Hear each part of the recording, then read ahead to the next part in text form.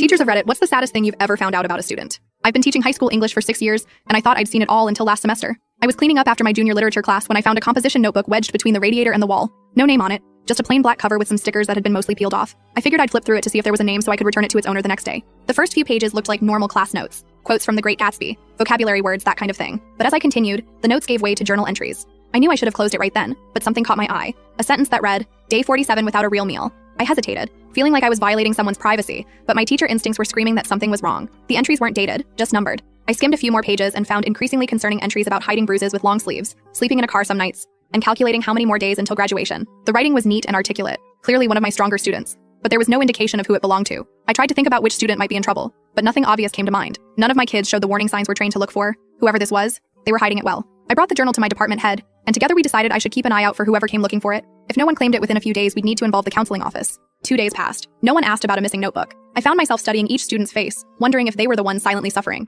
On the third day, I noticed Nathan, one of my quieter students, lingering after class, checking around his desk with increasing panic. "Lose something?" I asked casually. He froze, then composed himself. "No, Miss C, just making sure I have everything." But his eyes kept scanning the room. I'd always known Nathan as a polite, thoughtful student who turned in exceptional work but rarely spoke up in discussions. He wore long sleeves even on warm days, but so did plenty of teenagers. He was never absent, always early actually. Now I wondered if that was because school was his safe place. After everyone left, I gently asked, "Nathan, did you lose a notebook recently? Black cover, no name?" The look on his face, a mixture of relief and absolute terror, confirmed everything. I told him I had found it but hadn't read it. Just noticed it had no name. A white lie that seemed necessary in the moment. The way his shoulders relaxed told me how important that privacy was to him. "Can I speak with you about something important?" I asked. And that's when everything unraveled. His father had left years ago. His mother had lost her job during COVID and never recovered, falling into alcoholism and depression. For the past 7 months, they'd been living in their car or staying with different friends of his mom, men who often made Nathan uncomfortable. Food was whatever he could afford from his part-time job at a gas station, which also paid for his mom's phone so she could theoretically look for work. Through it all, he maintained a 3.8 GPA and never missed an assignment. He stayed at school as long as possible each day,